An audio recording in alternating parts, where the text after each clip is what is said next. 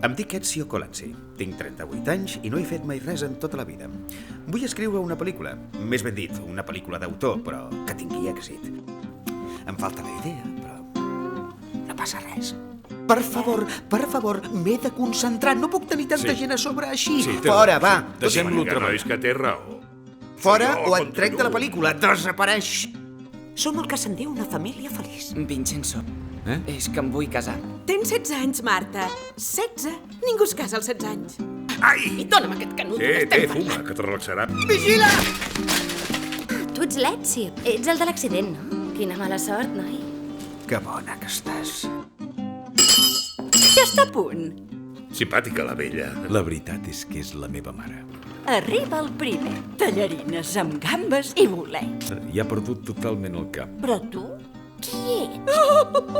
Lucia, quieta. No pateixis, és que sent l'olor del meu. Del teu? Gos, del meu gos. Tinc gos, es diu Jani. Ara ve el primer. He fet tallarines amb gambes i bolets.